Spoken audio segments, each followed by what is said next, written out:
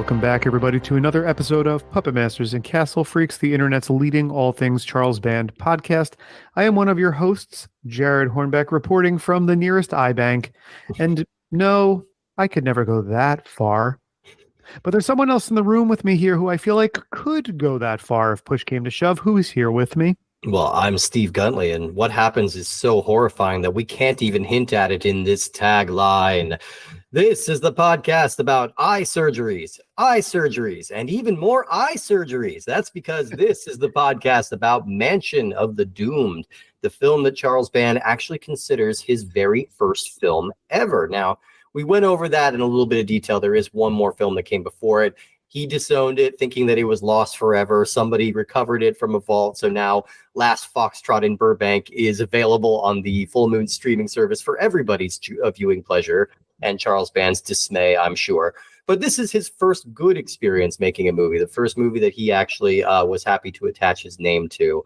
And we're very excited to be attaching someone else's name to our podcast episode because we have a guest here. Our segues have been really good so far. I know we're only like a minute in, but this has been seamless. Yeah. Anyway, I accept the Potty Award.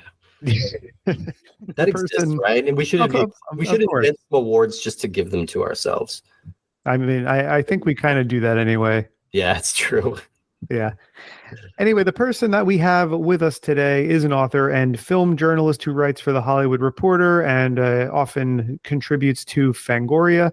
He has published a collection of short stories titled We Make Monsters Here. And if you've seen In Search of Darkness or similar type documentaries in the recent past, you've probably seen him as a talking head of those, of course. I'm talking, of course, about Richard Newby, another Fangoria guy here joining us. Richard, thanks for taking the time, man. Happy to have you. Thank you guys for having me. Yeah, I'm excited to be here.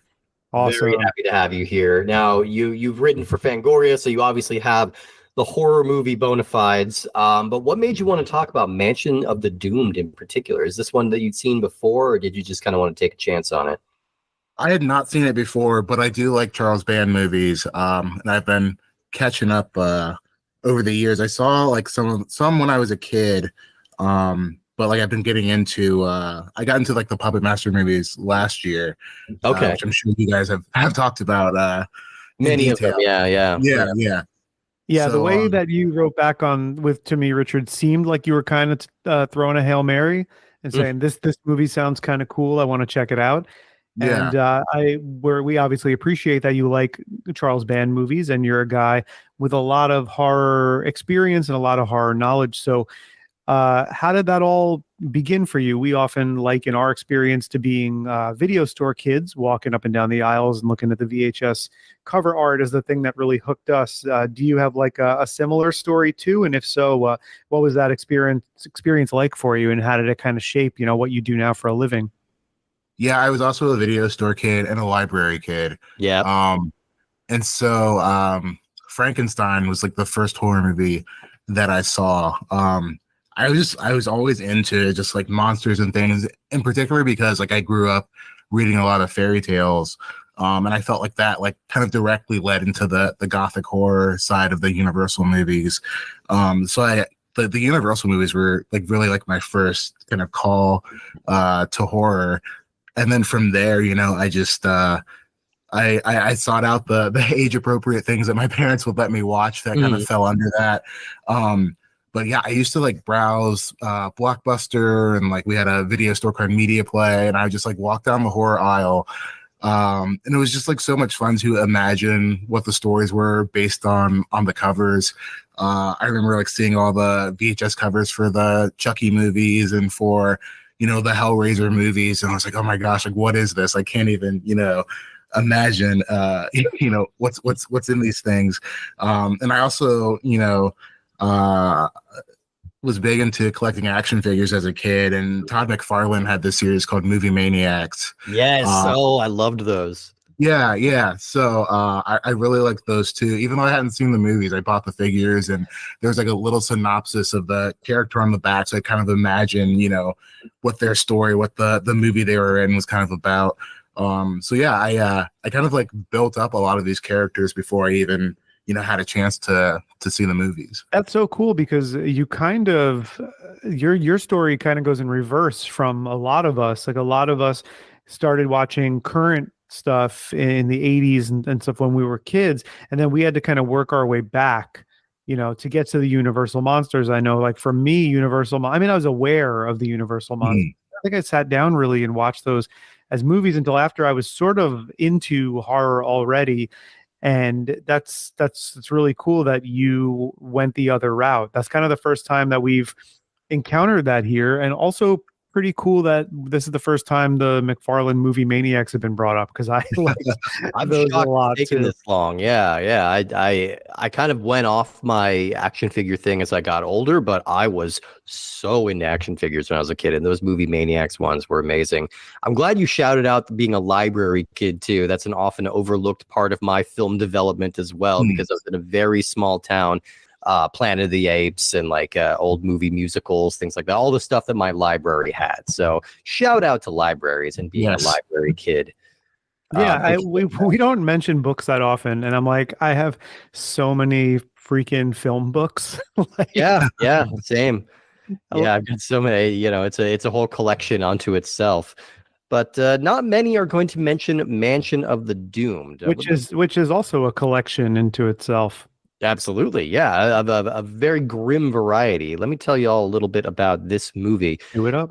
It was released October 1st, 1976. It's directed by Michael Pataki, written by Frank Ray Pirelli, and it stars Richard Basehart, Gloria Graham, Trish Stewart, Lance Henriksen, Al Ferreira, Jojo D'Amore, and Vic Tayback. Now, we covered a lot of these figures in our Cinderella and Fairy Tales episodes. Richard, I'm not sure if you're familiar with those movies, but they are pornographic musicals from the 70s that Charles Band had a heavy hand in producing.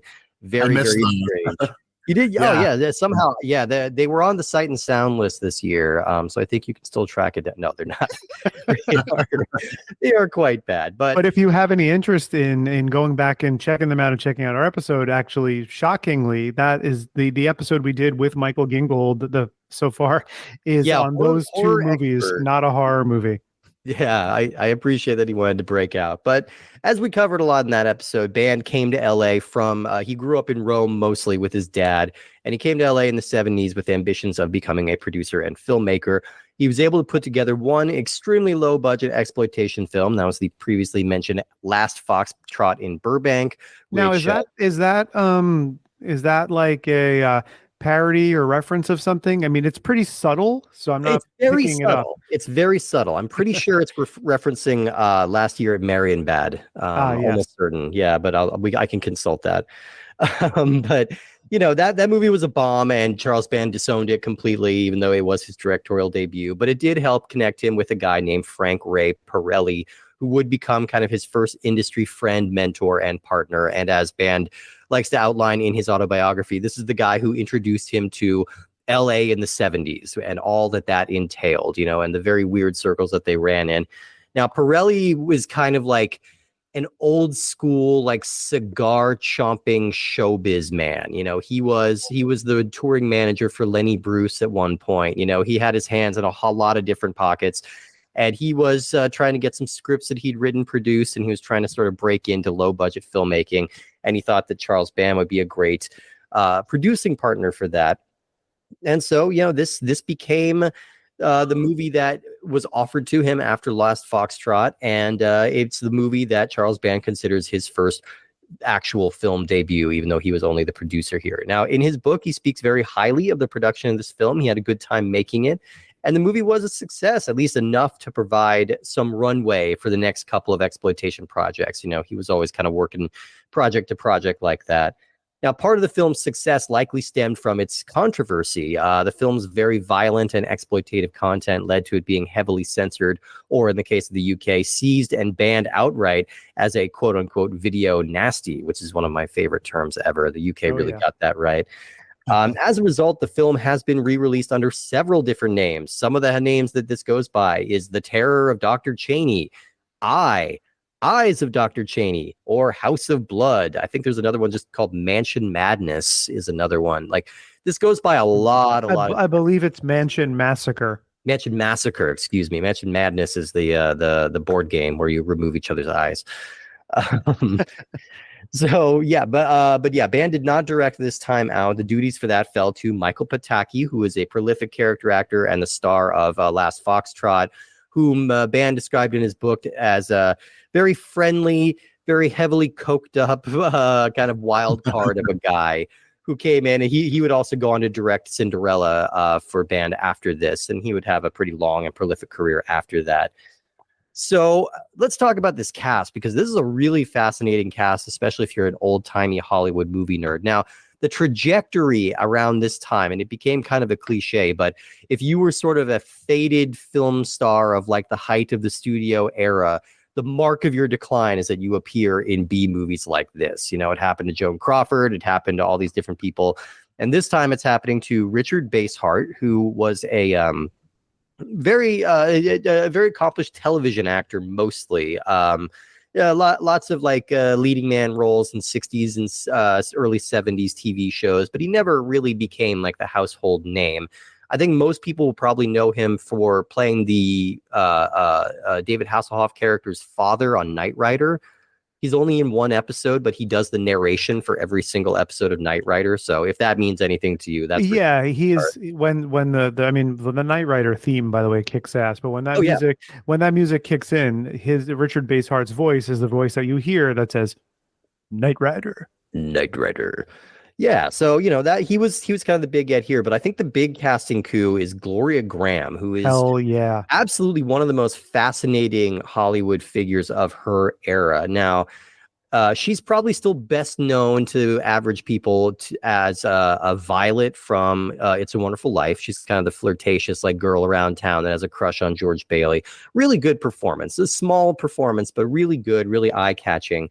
And she would go on to have this pretty long, rich career, mostly in film noir. She was cast a lot as like the mysterious or the damaged woman. Now, she is one of my favorites because I'm a big film noir guy. Yes. And some of the movies that she's in are fantastic. And so she's a really welcome presence. Yeah, if you haven't seen In a Lonely Place, Nicholas Ray's film from 1950, it's her and Humphrey Bogart. That is an unbelievable performance from Gloria Graham. She's so good. And I will add another two to that one. She's in a really interesting movie about anti-Semitism from the 1940s called Crossfire with Robert Mitchum and Robert Ryan. Good movie. She's also in a noir that was oddly directed by Fritz Lang. With Glenn Ford and Lee Marvin called The Big Heat, which is a pretty great movie. And of course, The Bad and the Beautiful.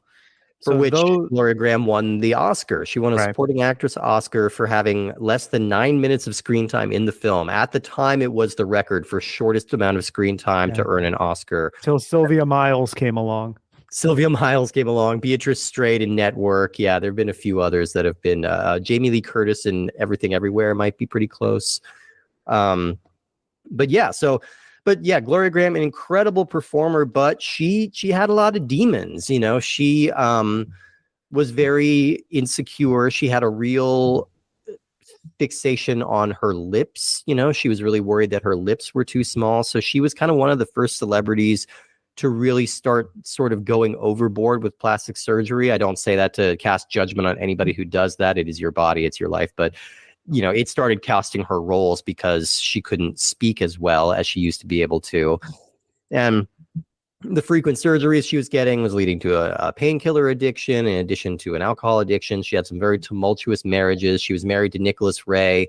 And then immediately after they divorced, she married his son, which there was a lot of controversy around that. This tabloid story at the time was that Nicholas Ray walked in on her in bed with his 13-year-old son, and that's why they got divorced. I think her biographer has refuted that and said that that's not the way it happened and that he was 18 when they got together. But still, it was quite a big age gap, and it was a very controversial moment. You know, she had gotten her first breast cancer diagnosis shortly before appearing in this film. And she would kind of beat that round of it, but eventually she would die in 1982 at the age of 57, you know, and she had a very sad life. There's a pretty solid biopic about her called Only Film Stars Don't Die in Liverpool Came out like 2 years ago. She's played by Annette Bening. Kind of worth checking out. Gloria Nice. Graham, fascinating person. And then, of course, the other cast members that we see in here. Vic Tayback plays a detective for 1 or 2 scenes. He's a 70s TV icon because he played Mel, the diner owner, in Alice.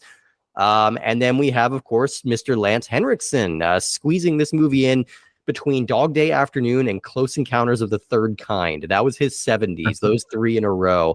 And then, of course, he would go on to be the legend that he is. And 2 more to throw out. We also have a very early effects makeup by Stan Winston, who I think does a pretty good job here. Oh, yeah.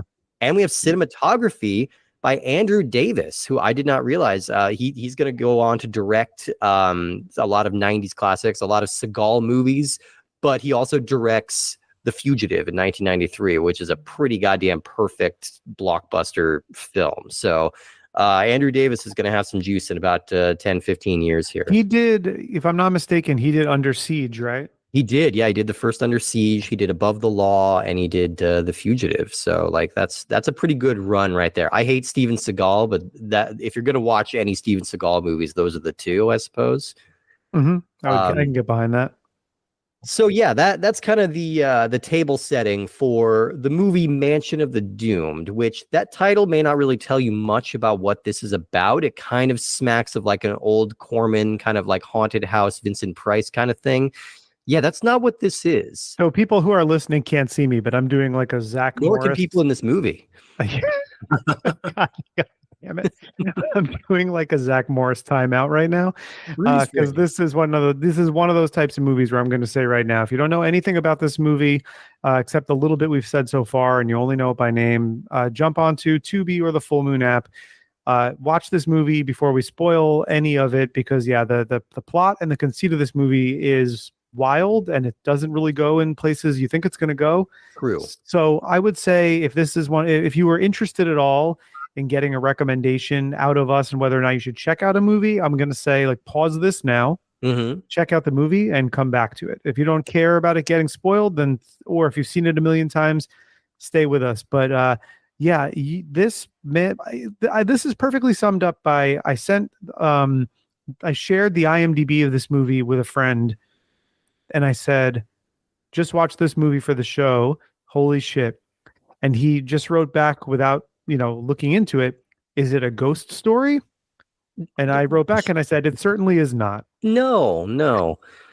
Yeah, I mean, I guess we should also mention, too, we're going to be talking a lot about a very particular kind of gore that, in my experience, tends to be more triggering for even gore hounds than a lot of other types of gore. So I'm going to warn you right now, we're going to be talking a lot about eye trauma, which was just something that like people in the filmmakers in the 70s like figured out how to do eye gripping technology, and they just really went for it. This is, in my opinion, the 1975 to 1985 is prime eyeball ripping era in horror cinema, and I thank the Italians for that. One more great Italian innovation. Yeah, the Lucio Fulci to Mansion of the Doom pipeline is very quick and it is and undeniable. Absolutely. Yeah. But I'm going to level with people right now and just let you know that I am 3 days into a pretty nasty bout of COVID. I was having a pretty rough day today and I was trying to watch this movie and I was 150% not in the right headspace to really give this movie fair shrift. It was just not sitting right for my personal mental health state that I was in. So keep in mind, any criticisms I'm going to have of this movie are kind of stemming from that. But yeah, this is a movie about a crazed doctor whose daughter goes blind. And so he decides to hunt and harvest eyeballs from people and then keep the wounded people in his basement locked up in a dungeon. And that's kind of about it. It's like lather, rinse, repeat. It's find some eyes. Do these ones work? No. Find some eyes. Do these ones work? No. And that's kind of where the story goes. And it's gripping in its own way, but yeah, it's unpleasant. It is unpleasant, but it is a story that you would not expect when you heard the title. So, Richard, I have to send the $64,000 question to you right now, which is, you took a chance on this movie. How you feeling? Like, how are you feeling about your choice for bringing this one on the show? Now that we've spoiled, who's in this movie and what the plot and the conceit of is. Tell us a little bit about your experience watching this, because I always think it's fascinating when someone picks a movie they hadn't seen. They kind of go in blind. And I watched this movie twice in preparation, but I had never seen it before. Steve was a first time watch. Mhm. So now that we're here and we're recording, and you got this one under your belt, like, what was this experience like for you? Yeah, so I definitely was not expecting the plot that it had. I didn't look it up before I watched it. I watched it over the weekend. And like you said earlier, like I was expecting a kind of like Vincent Price kind of a movie. Yeah. So when it gets into the eyeball stuff, I was like, oh, this is interesting. This is cool. This is not at all what I expected. And like it was really cool, like the first time that he did it, like the first few people, and he's like taking their eyes and like these eyes don't work, I have to get more eyes.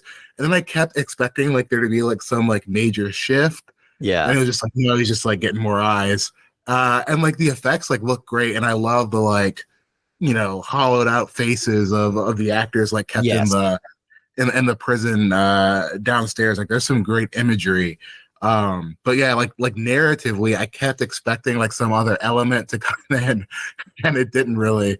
So yeah, I mean, Yeah. I definitely don't regret watching it. It was definitely a fun experience. Although I do think that like at 86 minutes, even at 86 minutes, it was like it started to feel a little long once you like keep going through the eye thing.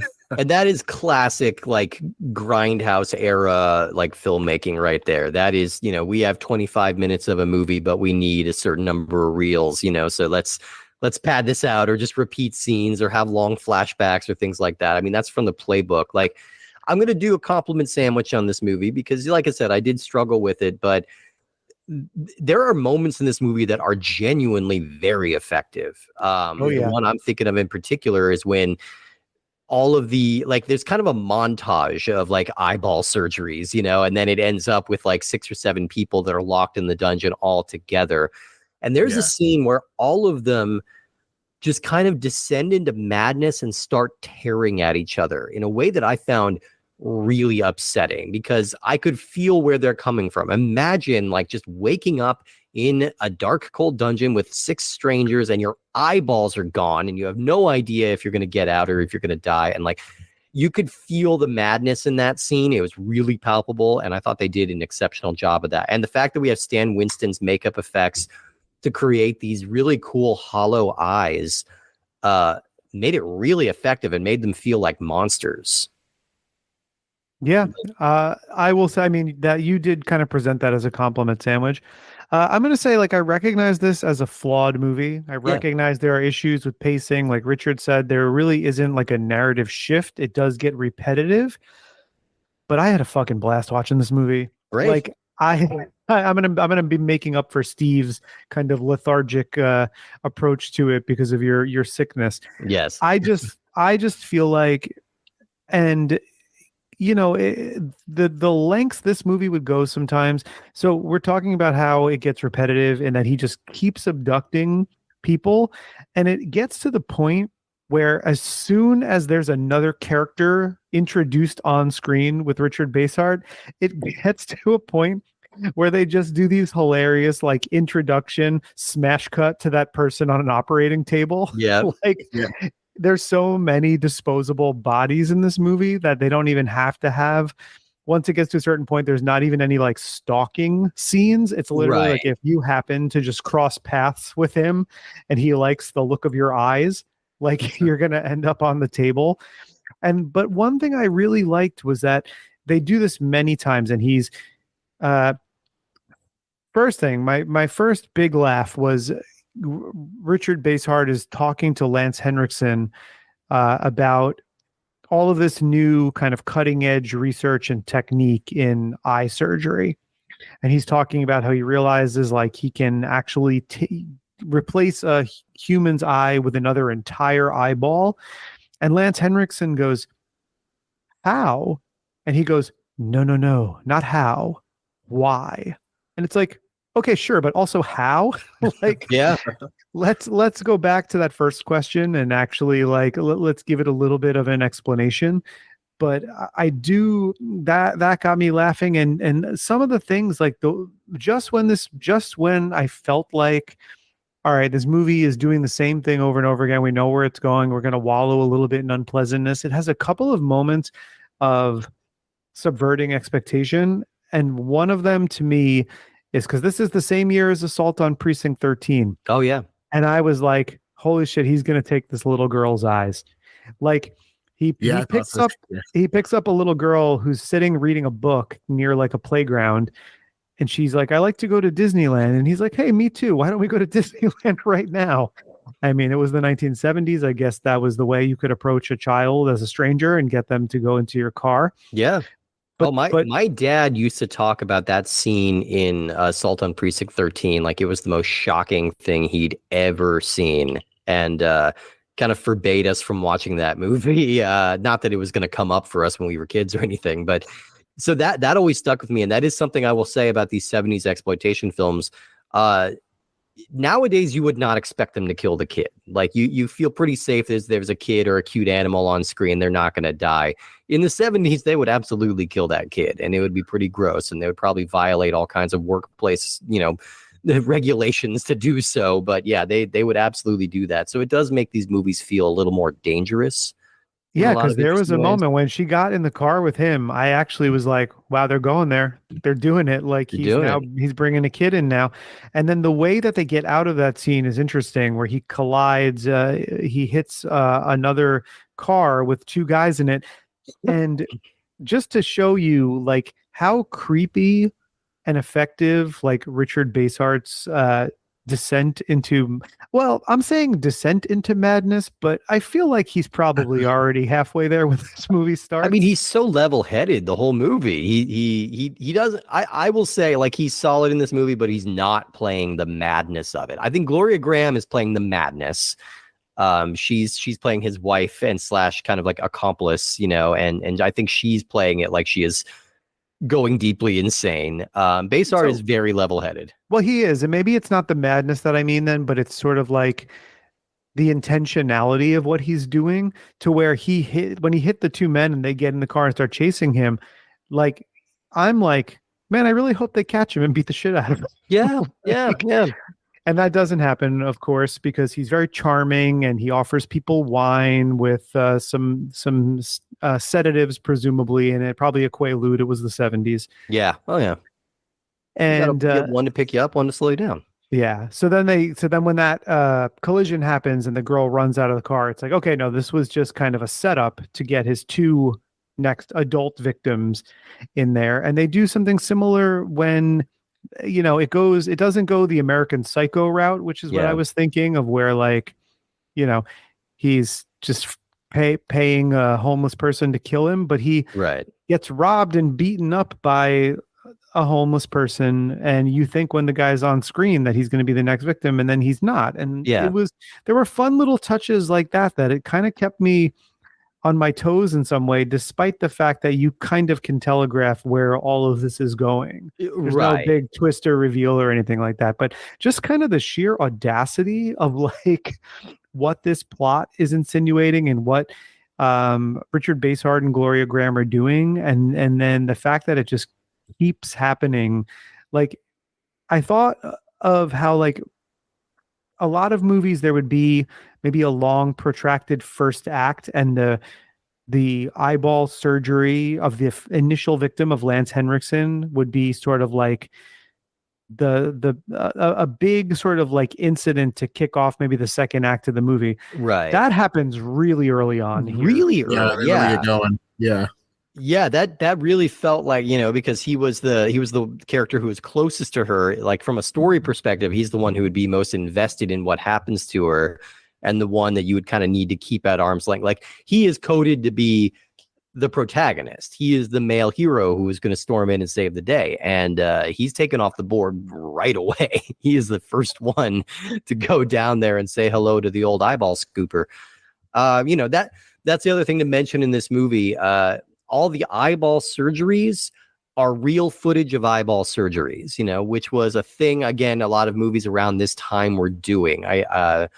Whatever reason, there's this really lurid exploitation film called They Call Her One Eye, like a Swedish film from the early 70s. And I remember they used footage of a real eyeball being removed, that was like surgical footage like that. So it's a way of kind of pushing some boundaries while still, I don't know. I don't know why it would be more acceptable or less acceptable to be showing the real thing, but they were definitely trying to push some boundaries. And that's why it was confiscated in a lot of foreign countries and really not displayed anywhere else. Which I think is really interesting, like in terms of the video nasty thing that you mentioned earlier. Yeah. Just like having watched some of those, like, over the years and even this year, like, they have such a reputation for being so gnarly, but like a lot of them, like in today's context, when you watch them, are like really like pretty tame. Like I think it's more so there's just like there's a feeling about them. I think like there's something like kind of like unclean and like, dirty about it. And that's kind of like what I got from watching this movie. It's not so much of like the gore of the eyes, but it's like, these eyeless people being kept in like this cage, and like, they're just, they're in their own filth with these strangers, and like you said, like they're tearing at each other. Like something about that feels more taboo than the actual, kind of eye gouging aspect of But it. Richard, you don't understand. He's just keeping them there until he can get other people's eyeballs and replace theirs. He's actually helping them. Yeah, which I thought was funny. His promise to like cure them all, and I'm like, okay, but like you're just gonna take out their eyeballs, and it's gonna be an endless cycle. Oh yeah. I mean, I don't know if y'all were getting a similar vibe off of this, but I would not be surprised at all if this was an influence on People Under the Stairs, which is one of my favorite kind of horror movies of the 90s, because great movie. It's you get this, like, it's kind of the same sort of idea of like these people have been kidnapped and operated on and are kept under the basement. But this is like, we're staying with this is basically the movie that I thought People Under the Stairs was before I saw it. Like I thought it was going to be this really gnarly movie where we're just stuck with these people in the basement instead of being kind of the crazy Home Alone dark comedy movie that it is. Well, like, I mean, with People Under the Stairs being sort of like an allegory for Ronald Reagan and his mishandling of the crack epidemic in impoverished areas. We got 1970s here. Is this like the Nixon Kissinger? Yeah, this is definitely a metaphor for when Nixon kept taking people's eyes. I don't know if you remember that. Like, there's that famous footage of him where he's standing in front of the helicopter and he's indicating how many eyes he's taken today. Yeah, it's a good picture. It's a memorable picture. Well, it really set him off in that initial, like, in 1960 debate where he just looked like shit compared to Kennedy. So for the next, 12 or so years, he was just sampling other eyeballs until he got a look that worked. He got there. I have a medium fever, I should mention before anybody writes in. I don't. So I have no excuse. Bullshit content coming out of my mouth today. But yeah, I don't know. Like I absolutely acknowledge that. Like had I been in a little bit of a better health, I probably would have gotten a little bit more out of this. I found the pacing pretty slow. Like you said, Richard, this is a really slow 85 minutes, especially when you realize like they don't really have any kind of real twists on this formula that they found. It really is just going to be keep on snatching them eyeballs, and then coming back eventually, but I did find it very funny that he's at the end and he's promising to replace all their eyeballs. Like he just doesn't seem to understand how this system works, that he's I don't know where he thinks he's sourcing those eyeballs from, but yeah, it's gross and it's kind of nasty in a way that I appreciate. It does feel grimier than a lot of movies that Charles Band would go on to associate himself with, like this early era, this pre-Empire era where we're in like Charles Band Productions and we're getting stuff like this and Tourist Trap and Laser Blast and stuff that feels a little grodier and a little, you know, these are movies that like are waiting around to give underage kids cigarettes. You know, these are movies that know where to find a dead body. Like Parasite. they too, I have was that gonna kind of say. like back alley sort of stank to them in a way that I appreciate. Yeah. And everybody's like so sweaty and just, you know, like glistening in like a very unclean way. Yeah, I did think about Tourist Trap when I was watching this as well, because it definitely has like that same kind of grimy feeling. And like when I first I think the first Charles Band movie I watched was actually Pre-Hysteria when I was a Oh, kid. wow. Yeah, And that I was a watched- big entry point for a lot of people. Yeah, so I saw 3 of those, and I watched Beanstalk. It was the other one I watched as a Oh kid. yeah. And so like it's very funny, like coming from like watching those as a kid to like, you know, watching his horror movies like later as an adult. Like it was only like as a teenager that I discovered like, oh, he produced all these, you know, other horror movies as well. Right. But like even within like the differences between like the kids movies that he produced and like these horror films, like there is just like there's a weird vibe I think that's shared between them, where it's just like it's something about like the era where it just feels like there aren't like there's nowhere to like really go to for help. Like parents are kind of useless, police are useless. Like I mean, like even those guys that he like crashes into are easily paid off. Like there's most just easily paid ties off there. in history. Yeah. There's just like some ties there in terms of like his perspective, or the people he hires, their perspective of the world, of just being this kind of, you know, free for all where, you know, laws and morals are just very, very loose. Another good trope of like 70s era exploitation films is that there's nobody there to help you. You know, the extreme example of that is like Last House on the Left, where the sheriff and his deputy are actual bumbling comic relief with like slide whistles and boop noises on them in otherwise an extremely upsetting movie. You know, like it's a comical parody of how useless the police are in situations like this. And I think these movies kind of tap into that. Like they're not as interested in the crime solving cop. They're more like, these are just the creeps that lurk around the background. Yeah, I think it makes it effective. And we haven't really gotten to a lot of these grindhousey types of movies, and so when we get to something sleazy like that, I mean, we've hit a couple of it.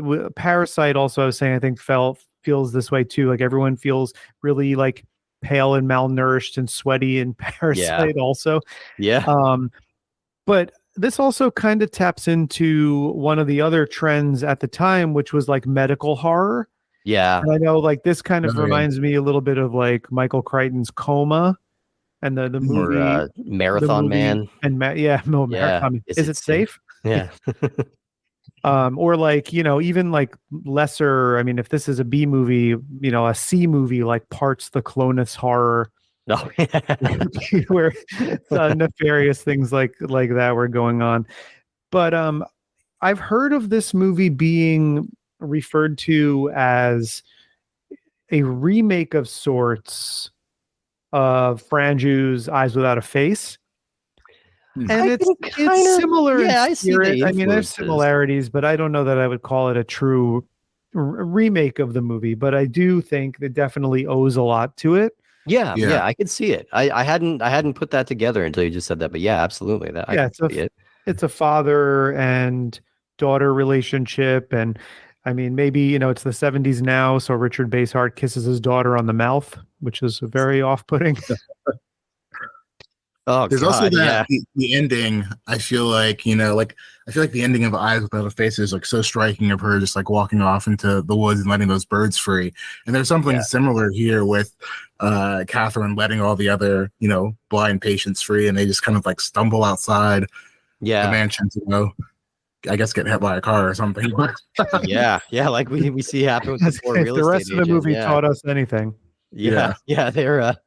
They're not really prepared to get around in their current state. You know, so it's kind, you know, it's kind of a soft recommend for me, as long as people like understand what they're getting into and are okay with the kind of particular pacing of a movie like this. You know, like I thought the updated transfer that's on the Full Moon streaming app looks pretty good. There's like a restored version of this that I think is quite crisp and clear. I think the Tubi edition is the original low res kind of low quality version you should probably avoid, but the restored version of this looks quite good.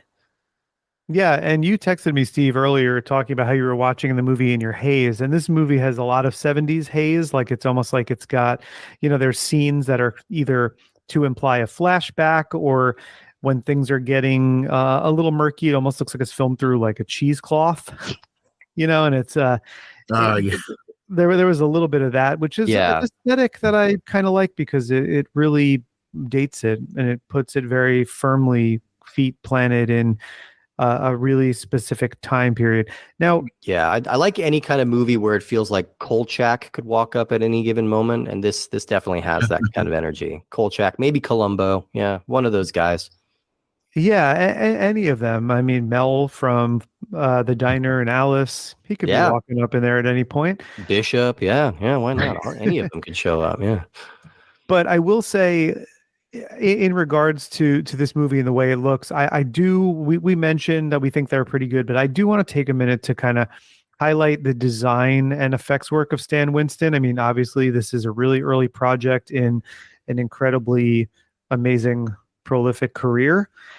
And I think the first time that you see Lance Henriksen's eyeless face is a really memorable shot. Yeah. Because you get a weird like depth. It isn't just that there's like a prosthetic or prosthesis making their forehead and ridge above their eye more pronounced. There's also like a black sheet under it. So you actually, it's without like painting it black or anything. It cuts out the actor's eyes. And it looks really good because, I mean, this is a almost 50-year-old movie and there are close-ups on these makeup effects and they hold up. Like I'm trying to figure out where Stan Winston was in his career at this time, if this is his first film or one of his first films, because he was mostly a TV guy around the early 70s. He had done the blaxploitation movie Dr. Black and Mr. Hyde. Oh, yes. Before this, and then he did some work on the Planet of the Apes TV show. But this was like I think one of his first features that he worked on. Yeah, it looks like it. Yeah, he made a movie called The Bat People in 1974. And he's got some uncredited work on a movie called The Island at the Top of the World. But yeah, it's right in there in the first crop of movies that he did. Looks like his very first project is a TV movie called Gargoyles that he won an Emmy for designing makeup for it. And it looks kind of amazing. If you look at this cover, it's just like Bernie Casey is in this. That looks insane. Okay. I'm going to track down a copy of Gargoyles because that looks amazing.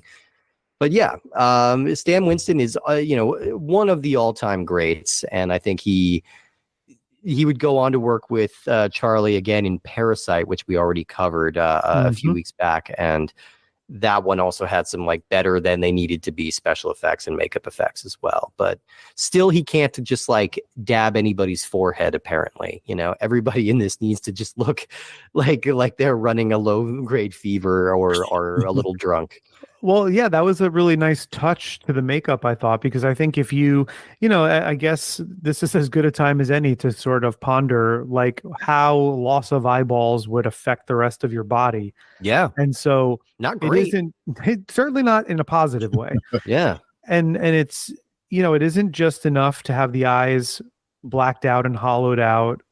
It changes the shape of their face, which, it changes the shape of their face, but it changes like their complexion. And when you talk about like the two guys, Al and Giorgio, who get hit in the car, Al, who's the larger of the two guys, his like chest in a scene when he's laying on the floor later and Lance Henriksen is trying to tell him that they need his strength to try and get out.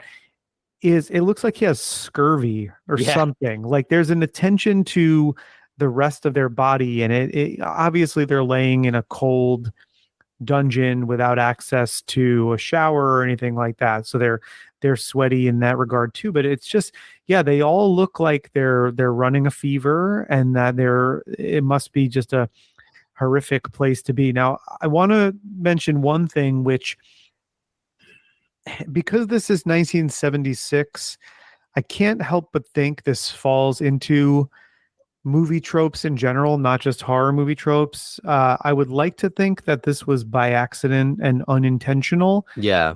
But the plan that these prisoners in the dungeon come up with is that they get through like can escape through a grate. And one of them escapes, and you don't realize that she was actually a decoy, so that more than one can escape.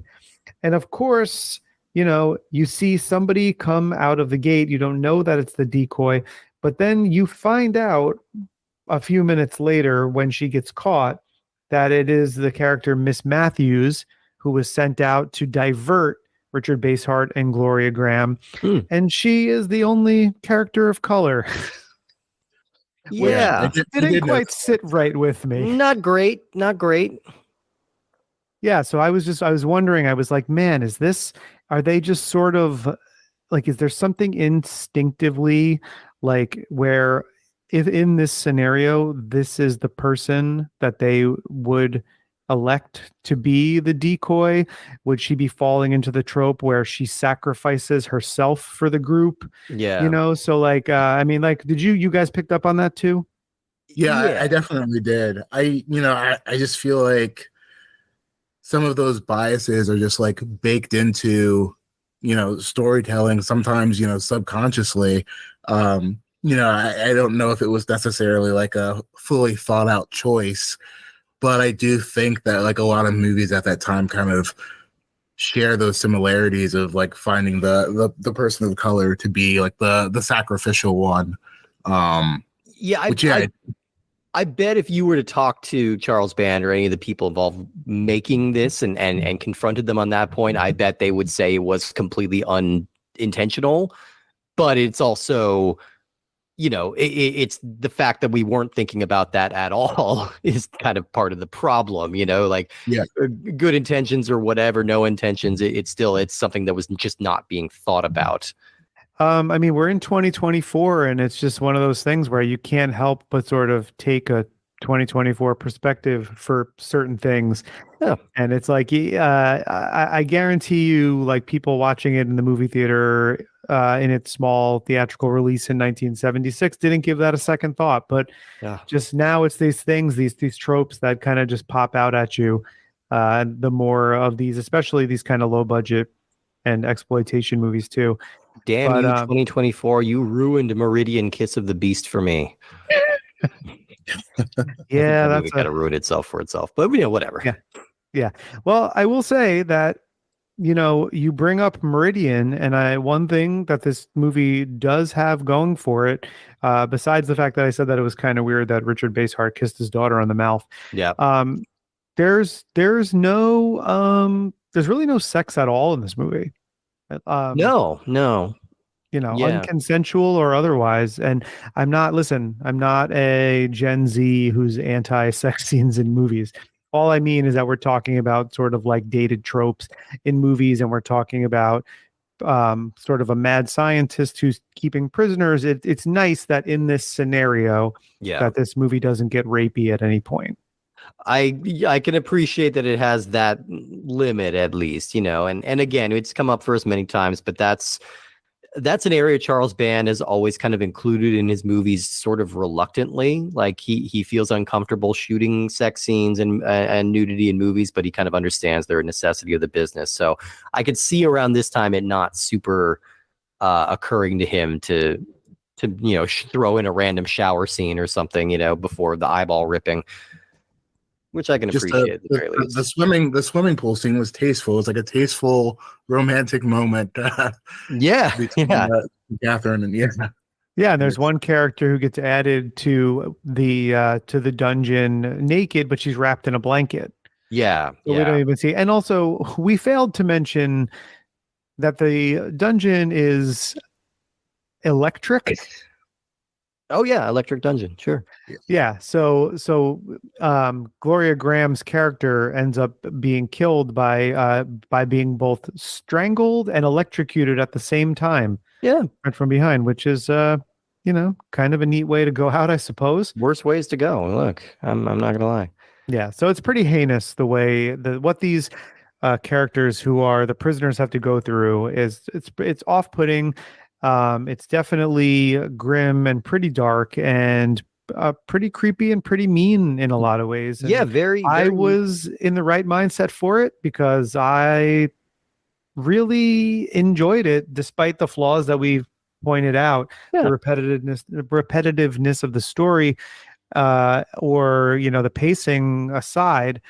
I kind of feel like if I'm ever, if someone was to say, I want to curate kind of a grindhousey double feature of movies that maybe aren't talked about that much, I could see this and Tourist Trap in a double feature together, and I think Sure. that would be a pretty fun time. Yeah, That'd be yeah, cool.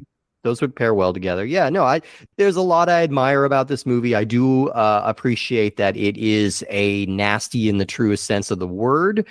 And like I said, I'm a lot of my review and my misgivings about the movie and the fact that I didn't necessarily have that great of a time watching this is largely my own state of mind at the moment. The problem is I don't know that I would necessarily feel motivated to revisit this down the line just because of how much slowness there is, but there are a lot of moments that I think are going to stick with me from this film, and there's a lot that I really admire, and it's cool to see this filmmaker and this producer that we've been covering so extensively kind of at the moment that at least he feels his career began in earnest. We do have one movie that comes before this, but he's all but disowned it, and this is where this is the real genesis.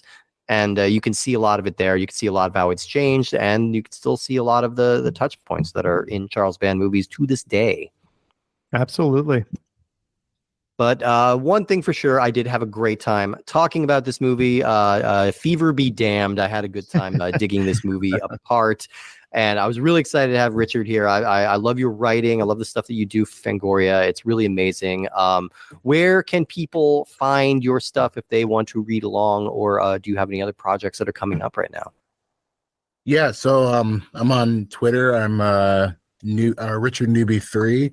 And then I have a piece in the upcoming October issue of Fangoria. That's going to be really awesome. Which is kind of like the Vogue equivalent of the September issue, for Fangoria, the October issue is the one that like you build the year around, I assume. Yeah, it's a huge issue. Like it's always packed, but yeah, those who saw the first Omen this year, and who are looking forward to the Rosemary's Baby prequel, Apartment 7A, there's a really cool conversation in the October issue for that. So yeah, keep your eyes peeled for that, and then I'm sure I'll have a bunch of other horror related stuff coming in October. This is like my time to shine. So yeah. I feel you on that one. It's a good time to be fans of niche horror stuff right now, and so people should definitely check out everything you've got going on. And Jared, we have some stuff going on as well, I believe. Oh, we sure do. If you like what we do, you can jump onto Apple Podcasts or Spotify, drop us a little 5-star rating, maybe a brief review if you feel so inclined to do so. One of the things we mentioned in one of our episodes a few weeks ago is that we do enjoy getting either long comments or emails from listeners telling us, if you like the show, what you like about it, how you found the show, or any specific episodes that resonated with you. That's always great to hear. So puppetmasterscastlefreaks@gmail.com. You can follow us on Instagram to keep up with the show, puppetmasters_castlefreaks. You can follow me at _giallo_Jerry, or Steve at Minotaur Matador. We are on X. We will be posting again on Threads and maybe Blue Sky. Our audio episodes will be up on our YouTube channel, Puppet Masters Castle Freaks, and we will be hopefully adding some new stuff to the YouTube in the days following. But we are not the only podcast that Steve would like to promote in this time. Steve, what else have you got going on? Well, I am also the host of a show called Cinema Arcade. That is cinema and arcade mashed together. And wouldn't you know it, that's exactly what we do. That's a good thing that it worked out that way. We are watching movies and then we are playing the video games based on those movies to see how they compare, contrast, or detract from the source material. You're listening to this in October, which means we are in the thick of our Halloween rewatch, our horror movie-a-thon. We do all horror movies for the month of October. Those have not even been set in stone as of this recording, but you can bet it's all spooky stuff all month long. So definitely check that out. And be sure to check us out next week. Now, I'm going to say the titles of the movies that we're covering, and you may feel inclined to not come back and talk about these movies with us. But I assure you, this is a good, fun conversation about some pretty dire movies. But we've got great guests, and it's very exciting to go into. We're talking about The Gingerweed Man and Weed G's Halloween Night. Yes, that's so many weed puns in those two movies. But that's right. That's not me coughing from hitting a bong. That is me stepping back into the evil bong universe for the first time since, episode 3? Episode 3. It's been one little corner of the full moon universe that we have been very reluctant to revisit. Yeah, these have been the salad days. Yeah. And I think these movies make a really, really good argument for why we've been reluctant to go back to these movies. But we're going to have a great time talking about these. We have the guys from Screams from the Basement on to talk about it. And, all kidding aside, we had a wonderful conversation. And we sure did. You might look at the covers of those two movies and be like, I'm going to skip that one. Don't. Yeah. Definitely check it out. One, because it's our episode that is the closest to Halloween, so you'll be in the spirit. Yeah. But also, it is one of the ones where I think we had a really interesting conversation with people with a lot of different perspectives towards later days full moon. So yeah. I think you'll enjoy it. So it's a fun one for sure. Yeah. So check us out next week. And in the meantime, Jeepers Creepers, where'd you get those peepers? God damn it. Go to bed. You're delirious. I want to so bad. Thanks again to Richard Newby for joining us. And we will see you next time for The Gingerweed Man and Weed G's Halloween Night. I was hoping I would never have to say that again. Too many. Here we are. So long.